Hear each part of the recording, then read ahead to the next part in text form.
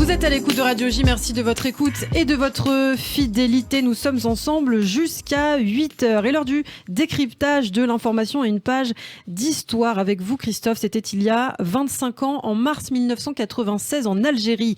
7 moines du monastère de Tibirine, dans une zone montagneuse reculée, étaient enlevés. Après 56 jours de séquestration, leur mort fut annoncée finalement le 21 mai par le groupe islamique armé. Ils ont été égorgés.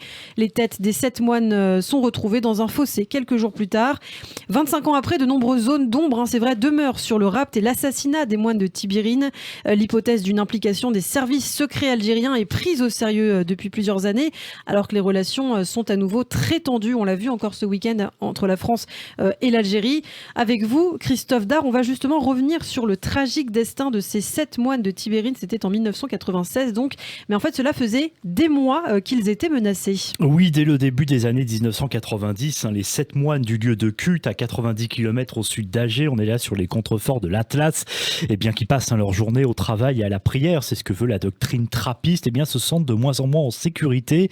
Le 14 décembre 1993, 12 ouvriers chrétiens de nationalité croate sont égorgés à quelques kilomètres du monastère. 10 jours plus tard, veille de Noël, un groupe de l'armée islamique du salut fait irruption dans le monastère. Son chef veut emmener le médecin de la communauté, le frère Luc, de son vrai nom, Paul Gabriel Dauchier, mais le prieur du monastère, Christian de Chirgé, refuse. Il insiste en rappelant que le frère Luc est disponible pour tous les malades qui viendront au monastère. Le groupe de l'armée islamique quitte alors les lieux.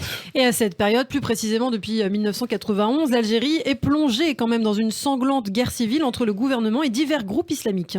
Tout a commencé en fait par la victoire aux élections législatives en 1991 du Front islamique du salut, un parti créé peu de temps avant, qui a profité en fait de la crise politique et économique dans le pays pour s'imposer, qui n'a eu de cesse dans sa campagne d'évoquer un complot juif qui menacerait l'Algérie. Mais après cette victoire des islamistes, l'armée va reprendre la main. Le Front islamique du salut est dissous par les autorités et c'est là que la branche armée du Front islamique du salut s'engage dans une guerre contre les autorités, tout comme un groupe armé encore plus violent, le groupe islamique armé, le GIA. Les attentats et les exécutions se multiplient au cours de ce qu'on va appeler les années noires. Et l'Algérie sombre alors dans le chaos et les Français vivant dans le pays font partie bien sûr des cibles privilégiées. Par exemple, le 21 septembre 1993, 2 géomètres français, Emmanuel Didier et François Berthelet, sont assassinés à Sidi Bel Abbès par un groupe du GIA. Un mois plus tard, ce sont 3 agents consulaires français qui sont enlevés puis libérés. Et le 27 décembre 1994, ce sont 4 religieux que l'on va appeler les 4 pères blancs de Tizi Ouzou qui sont assassinés par des islamistes en Kabylie. Et c'est dans ce contexte, Christophe, que dans la nuit du 26 au 27 mars 1996, un groupe armé entre deux forces dans le monastère de Tibérine. Le groupe s'engage dans le dortoir où il enlève donc les 7 moines. Parmi eux, le prieur de la communauté, Christian de Chirgé, 59 ans, le frère Luc, dont nous avons parlé, lui, il a 82 ans. C'est d'ailleurs le médecin effectivement de la communauté. Puis il y a 5 autres frères, Christophe Le Breton, Michel Fleury, le cuisinier, Bruno Le Marchand, Célestin Ringard et Paul Favre-Miville, qui lui est en charge de l'irrigation du potager. Ils ont entre 45 et 66 ans. Pendant plusieurs semaines, aucune nouvelle. Et puis, courant avril, le GIA affirme que les 7 moines vont bien, qu'ils seront relâchés en l'échange de la libération de prisonniers. Une preuve d'ailleurs qu'ils sont bien vivants existe, une cassette audio où l'on entend leur voix, un enregistrement remis au consulat de France à Alger. En parallèle, l'enquête est menée en France par les DGSE et la DST, mais les négociations n'avancent pas. Et le 21 mai 1996, soit près de 2 mois après leur enlèvement, un communiqué du GIA annonce que les 7 moines ont été égorgés. Et quelques jours plus tard, le gouvernement algérien annonce la découverte des dépouilles des moines près du monastère, mais en fait, seules les têtes ont été retrouvées. Les funérailles ont lieu à la basilique Notre-Dame d'Afrique d'Alger. Les moines sont enterrés au monastère de Tibirine. En 2018, les moines sont béatifiés par le pape François. Et en février 2004, le parquet de Paris ouvre une information judiciaire pour enlèvement, séquestration et assassinat en relation avec une entreprise terroriste. Ces dernières années, les crânes ont été exhumés et analysés. Le rapport d'autopsie en 2018 confirme que les décapitations ont eu lieu donc post-mortem, mais que les moines ont bien été égorgés. Enfin, par ailleurs, 25 ans après les faits, on l'a dit, le mystère reste entier sur les auteurs de leur assassinat des terroristes. Et la version officielle implique le groupe islamique armé, l'un de ses chefs, Jamel Zitouni, éliminé en 1996. Mais en fait, les corps des moines n'ont pas été retrouvés. Il n'y a jamais eu d'autopsie officielle et rien ne prouve que les communiqués du GIA en 1996 venaient d'ailleurs du groupe terroriste.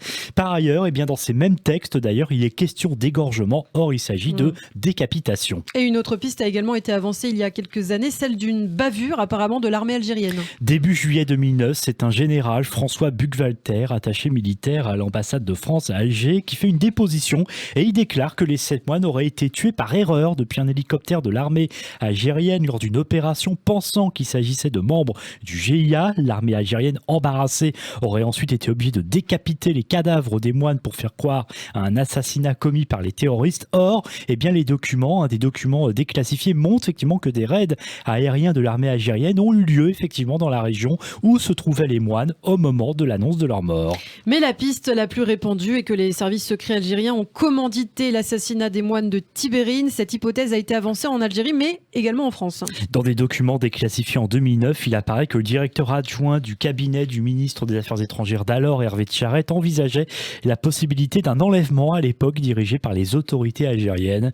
Le général Philippe Rondeau, le numéro 2 de la direction de la surveillance du territoire, la DST, avançait la même éventualité dans ses notes. Et puis, nouveau rebondissement, ce week-end seulement, le Figaro a publié le récit détaillé d'un ancien officier du département du renseignement et de la sécurité en Algérie. Dans cette note des renseignements français, Karim Moulet, qui vit à Londres depuis 20 ans et qui a travaillé pour la DRS de 1987 à 2001, accable, lui, les services secrets algériens. Alors ça fait 20 ans effectivement qu'il dit la même chose et il rappelle que l'intention du gouvernement algérien était de mettre la pression sur Paris, suspecté de soutenir en fait trop mollement Alger face aux terroristes.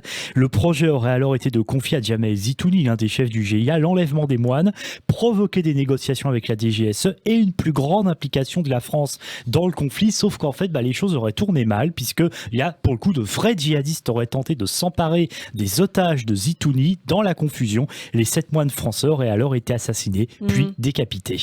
25 ans après le drame, les familles des religieux en tout cas attendent elles des réponses à leurs questions, mais c'est vrai, les relations glaciales ces jours-ci entre Paris et Alger n'incitent pas vraiment à l'optimisme. Et Jean Castex, effectivement, qui a annulé la visite prévue hier dans la capitale algérienne, alors officiellement pour des raisons sanitaires, mais bien sûr des sources proches du dossier évoquent largement des motifs diplomatiques. L'Algérie en fait aurait été vexée que la délégation française soit moins importante que prévu.